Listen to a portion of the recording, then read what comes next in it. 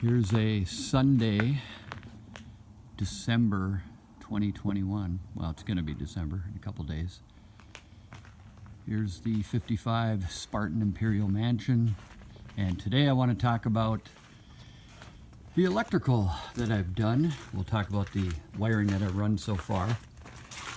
As I walk down here, you can see here's the new plug. It's the 50 amp plug. That is the smart plug. There you go. Put that in. That's going to replace the original, which is down here, which is sweet. It's really funky, except we're moving our electrical to a different spot. But let's walk around. I added these running lights, clearance lights up above, replaced the lights down below, redid the license plate light and cover. Here we're going to go in the back door here. This is going into the bedroom. And in the bedroom here, you can see that there's no insulation in yet. But here's where I ran all my wiring. So basically, there's a couple cabinets, wardrobes that are going in, sliding wood door there. Here's the electrical. I'm going to be actually building a cabinet here to hide this. There'll be a cover on the wall to hide the electrical, but as you can see, here's my runs of my main wiring.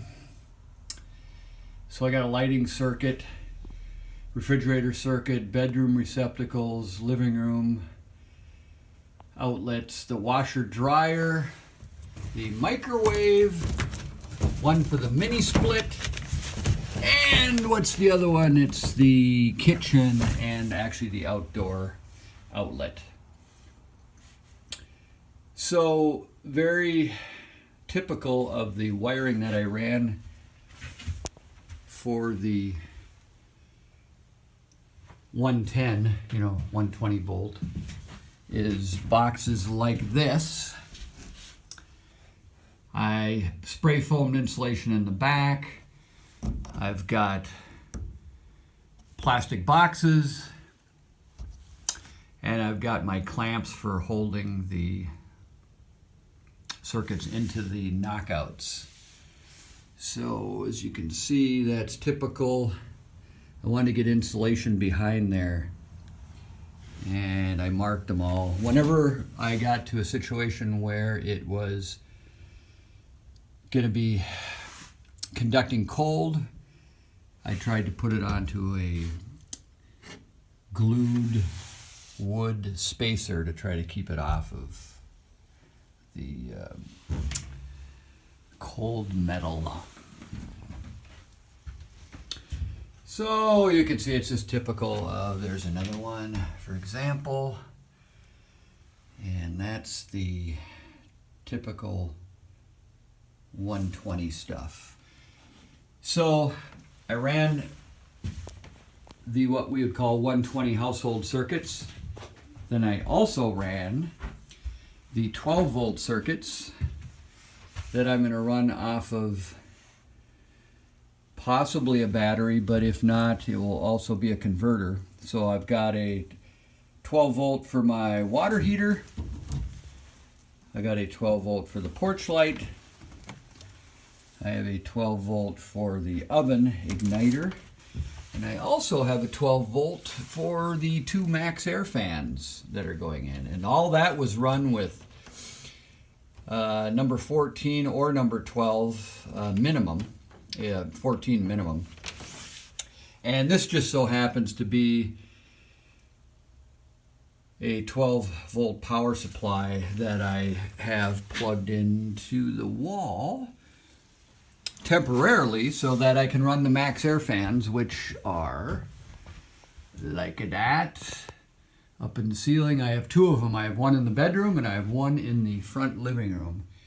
And that's how we made the connections in the back. And I will walk down through into, this is our bathroom. And as you can see by the bathroom, there's my lights for my light and my fan, and the bath fan is up here. You'll see that. I got that installed. Overhead light. You can see it's typical of how I've run the wiring.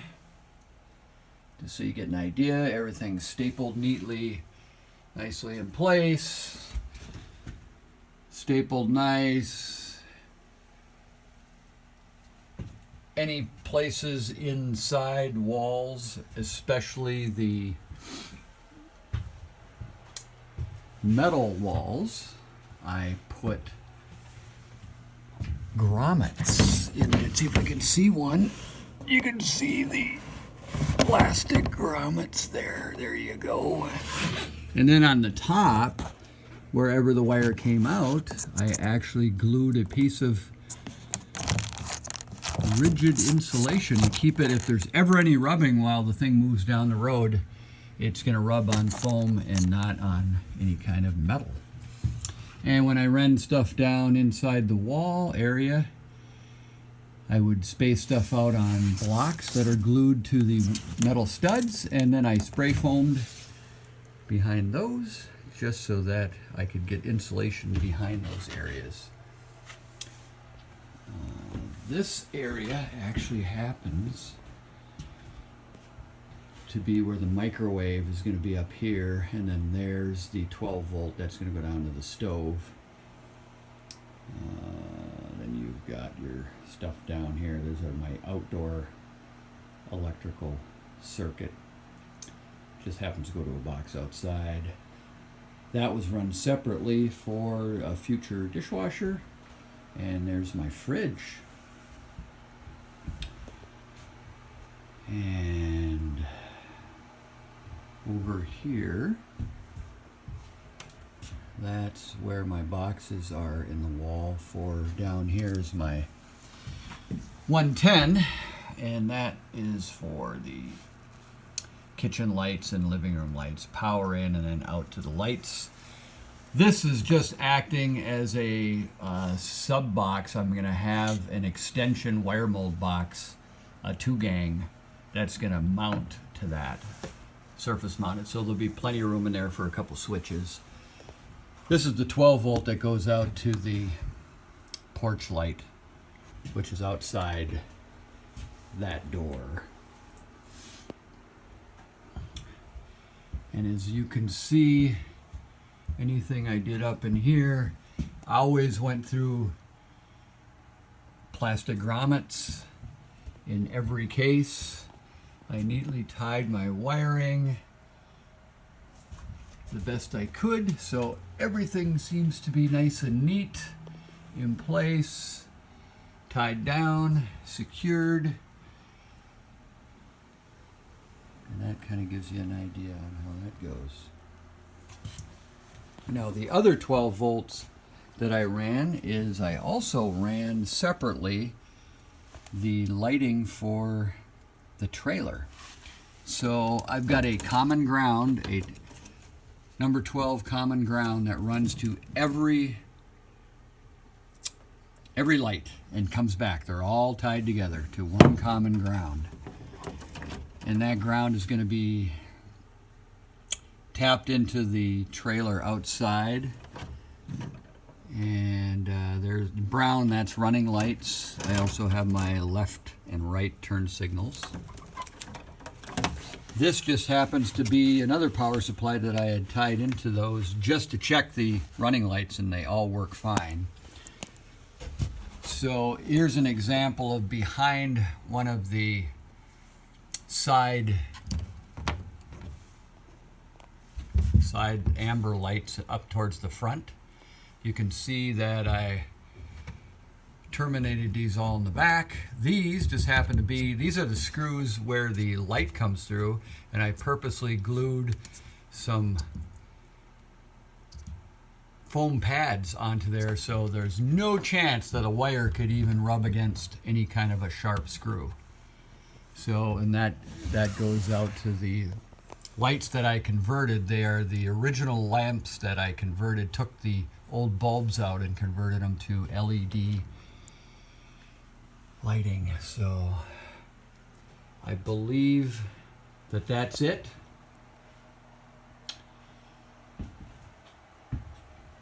Next time that I give you an update on the electrical, I'll make sure that that includes the connections that I'm going to make to my sub panel. When I get that, I will go through that and list how all the terminations were made.